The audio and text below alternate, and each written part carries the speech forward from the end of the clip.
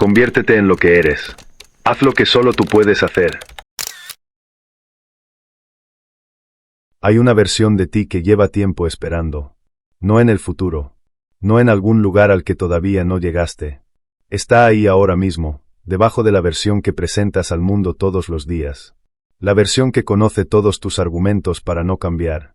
Que sabe exactamente qué decirte para que te quedes donde estás. Que ha encontrado la manera perfecta de hacer que tu zona de confort se sienta como identidad. Esa versión de ti, la que sigues siendo por inercia más que por elección, es lo que este vídeo propone que dejes de ser. Pero hay algo que necesito decirte antes de que sigas escuchando. Cuando hablo de dejar de ser tú, no estoy hablando de borrarte. No estoy hablando de convertirte en alguien que no reconoces. Estoy hablando de algo más difícil y más preciso que eso. Estoy hablando de separar lo que realmente eres de lo que simplemente has repetido tantas veces que olvidaste que era una elección. Porque la identidad no es un hecho. Es un hábito. Y como todo hábito, puede cambiarse. La pregunta no es si puedes transformarte. La pregunta es si tienes la honestidad de reconocer cuánto de lo que llamas tú es realmente tuyo, y cuánto es simplemente lo que quedó después de que el mundo te fue dando forma sin pedirte permiso. Empecemos por ahí. Por la pregunta que nadie hace porque incomoda demasiado. ¿Cuándo fue la última vez que elegiste conscientemente quién eras? No las decisiones sobre qué hacer o a dónde ir. La decisión sobre qué tipo de persona eres. ¿Qué valores gobiernan cómo te mueves por el mundo? ¿Qué creencias sobre ti mismo determinan lo que intentas y lo que ni siquiera consideras intentar? La mayoría de las personas nunca tomaron esa decisión. Absorbieron una identidad del entorno donde crecieron. Del tipo de personas que los rodeaban. De las cosas que les funcionaron y las que no cuando eran demasiado jóvenes para tener perspectiva. Y esa identidad absorbida, que en su momento fue una adaptación inteligente a las circunstancias disponibles, se cristalizó con el tiempo en algo que se siente permanente. Inmutable. Así soy yo. Pero así soy yo es frecuentemente la forma más elegante de decir así me quedé. Y así me quedé, cuando se examina con honestidad, raramente es una declaración de completitud. Es una declaración de inercia. William James, el filósofo y psicólogo que a finales del siglo XIX escribió las bases de lo que hoy llamamos psicología moderna, dijo algo que ha resistido más de un siglo de investigación posterior sin ser contradicho en lo esencial. El mayor descubrimiento de mi generación es que los seres humanos pueden alterar sus vidas alterando sus actitudes mentales. No sus circunstancias. No su suerte. Sus actitudes. Lo que creen sobre sí mismos. Lo que esperan de lo que pueden hacer. Eso suena esperanzador y es esperanzador. Pero también tiene una implicación que casi nadie saca hasta sus últimas consecuencias. Si puedes alterar tu vida alterando tu actitud mental, entonces la versión de ti que existe hoy no es el resultado de lo que eres en algún sentido profundo e inmutable. Es el resultado de las actitudes que has mantenido hasta ahora. Y las actitudes que has mantenido hasta ahora no son las únicas que existen. Son las que elegiste, consciente o inconscientemente, y que puedes elegir cambiar. ¿Qué significa eso en términos concretos? Significa que cuando dices soy una persona ansiosa, o no soy bueno para las relaciones, o no tengo disciplina, o no soy el tipo de persona que hace eso, no estás describiendo una realidad fija. Estás describiendo un patrón que ha tenido suficiente consistencia en el tiempo como para que tu cerebro lo haya codificado como identidad. Y lo que el cerebro codificó, el cerebro puede recodificar. No fácilmente. No rápidamente. Pero sí. Ahora quiero hablarte de algo que hace que este proceso sea más difícil de lo que debería ser. Algo que nadie menciona cuando habla de transformación personal y que explica por qué la mayoría de los intentos de cambio terminan exactamente donde empezaron después de un tiempo. El problema no es la motivación, ni la información, ni la falta de herramientas. El problema es que el cambio amenaza algo que el sistema nervioso valora más que el crecimiento, la coherencia. El cerebro humano está diseñado para mantener una imagen consistente de sí mismo. No porque esa imagen sea necesariamente correcta, sino porque la coherencia reduce la incertidumbre. Y la incertidumbre, para el cerebro, es costosa. Cuando intentas ser alguien diferente, cuando actúas de maneras que no son consistentes con tu identidad establecida, el cerebro activa mecanismos de corrección. La incomodidad, la vergüenza, el impostor que dice quién crees que eres para actuar así, la voz que dice vuelve al lugar donde sé manejarte. Esos mecanismos no son el enemigo. Son el sistema haciendo su trabajo. El trabajo equivocado, en este caso, pero su trabajo. Y la solución no es ignorar esa voz. Es entender de dónde viene y cambiar la pregunta que le haces. En lugar de preguntarte si puedes ser diferente, empieza a preguntarte qué tipo de persona elegiría hacer lo que estás intentando hacer. No si tú puedes. ¿Qué tipo de persona lo haría? Y luego actuar como esa persona, aunque se sienta como actuación, el tiempo suficiente para que el cerebro empiece a actualizar su modelo. Porque aquí está el giro que cambia todo. La identidad no precede a la acción. La acción precede a la identidad. No te conviertes en alguien diferente y luego actúas diferente. Actúas diferente y eventualmente te conviertes en alguien diferente. El mecanismo va en esa dirección, no en la que la mayoría de las personas asume. Esperan sentirse distintos para actuar distinto. Y esa espera puede durar toda una vida porque el sentirse distinto no llega por anticipado. Llega después, como consecuencia de haber actuado de manera diferente suficientes veces como para que el cerebro empiece a actualizar quién dice que eres.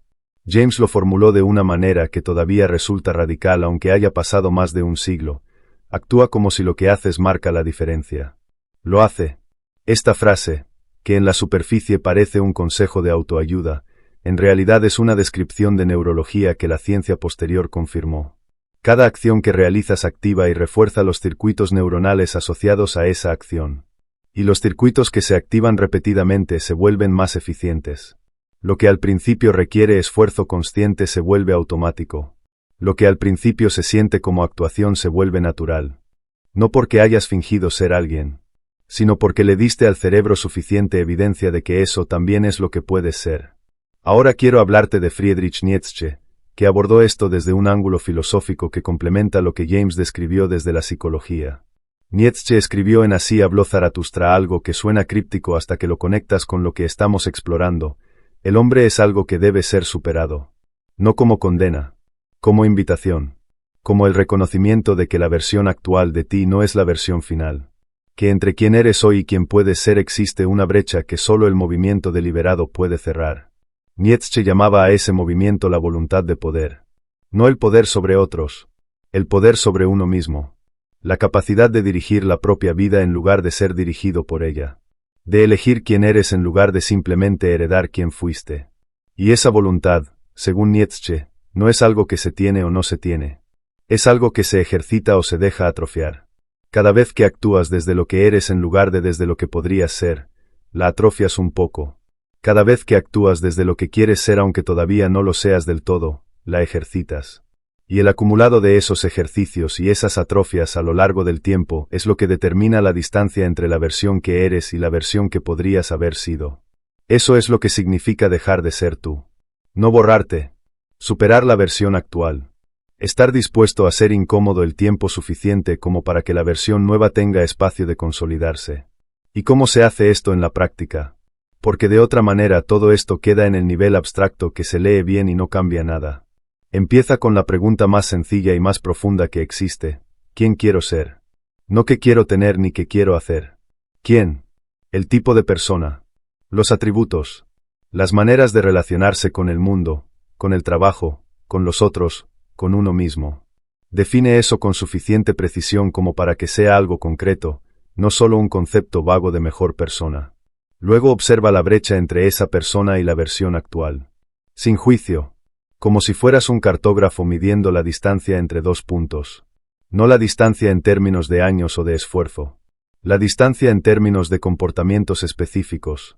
¿Qué haría esa persona que tú no haces? ¿Qué dejaría de hacer que tú haces? ¿Cómo respondería a las situaciones donde tú respondes de una manera que no te gusta? Y luego, en el próximo momento donde tengas una de esas situaciones, actúa como actuaría esa persona. No perfectamente. No de manera sostenida durante horas. Solo en ese momento. Solo esa vez. Y la siguiente vez, otra vez. No el cambio de vida completo de enero. Una elección. La siguiente elección disponible. La que tiene frente a ti ahora. Nietzsche describía el proceso de transformación genuina no como una conversión repentina, sino como lo que llamó el eterno retorno de la elección. Cada momento de tu vida, si lo vivieras infinitas veces, ¿lo vivirías de la misma manera? ¿O hay versiones de ti en esos momentos que todavía no has permitido existir? Esa pregunta, llevada a lo cotidiano, A los momentos ordinarios del martes y el miércoles, es donde la transformación ocurre o no ocurre. No en los momentos dramáticos, no en las decisiones grandes, en las pequeñas, en cómo respondes al primer obstáculo del día, en cómo tratas a alguien que no puede darte nada a cambio, en cómo te hablas a ti mismo cuando cometes un error.